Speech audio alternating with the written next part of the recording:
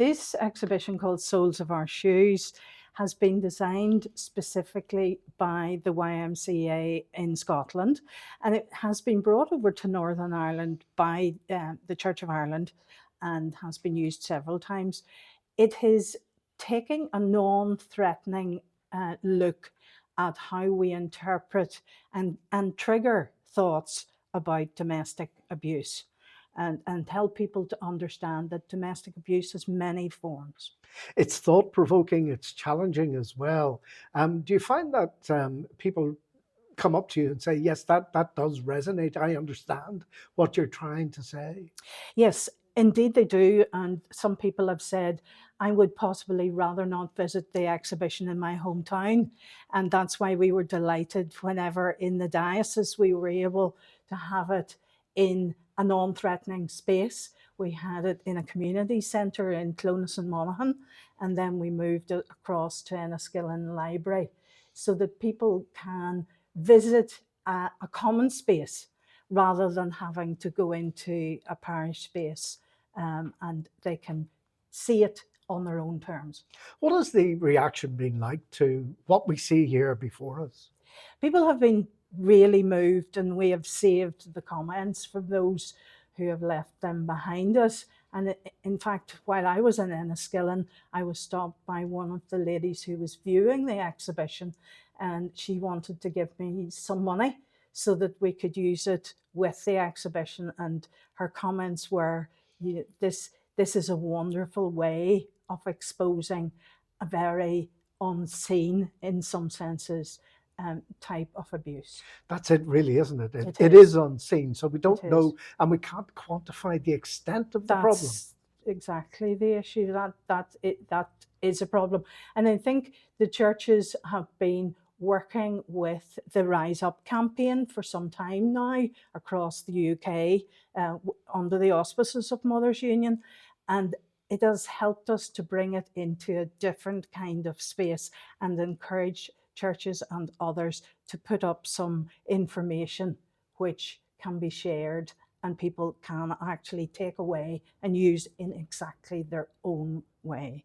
Now, of course, it's not a solo run. You've got various partners lined up alongside you to hammer home this message. How important is it to have those partnerships? It has been really important to us, and in Mothers Union we have worked now for 10 years in partnership with Women's Aid here in the north, and with Safe Ireland we've worked in the south as well.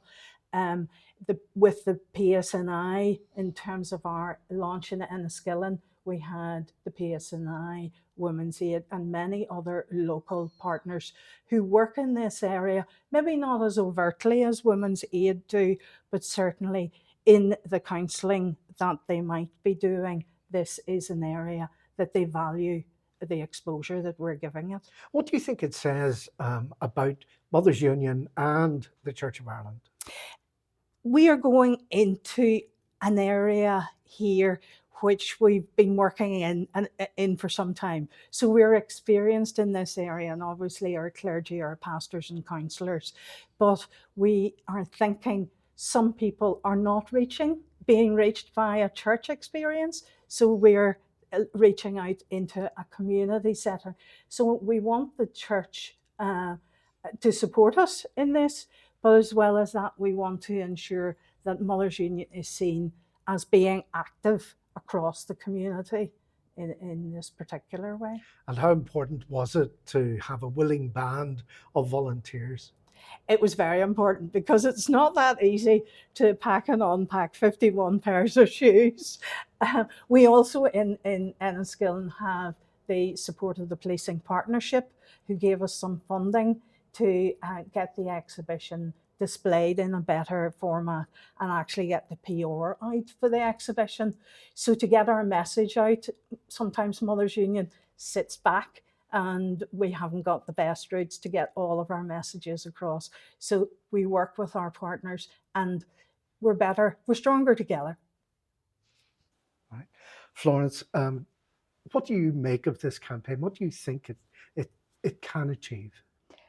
To me, it has been something that has been long needed, I would say, in the community, that we could see something that brings it home in a very transparent way by using shoes. The one that struck me was when I saw my father ruled me, and now my husband and my son rule me. I've never had an experience like that. It's obvious that she married a man who was like her father and did the things her father did, and now her son is repeating that. So having an exhibition like this, I think, will help in order for people to see that we need to change things right across the board, that people have a different attitude to how they treat women and treat everybody, that they show that they value people and that they shouldn't be used in the way that it has happened in the past.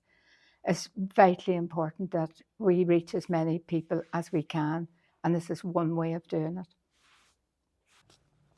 Irene, why did you want to get involved? What was your motivator?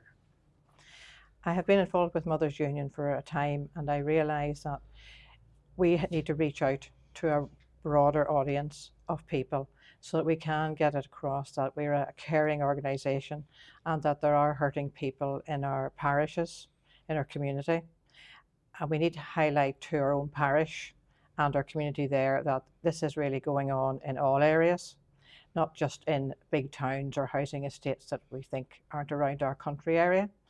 I also feel it's important that children and young people are included in this, and especially your teenage young people, that they are given a more inclusive education to understand what their relationship should be within sex education, within relationships in their family, and with girls and boys.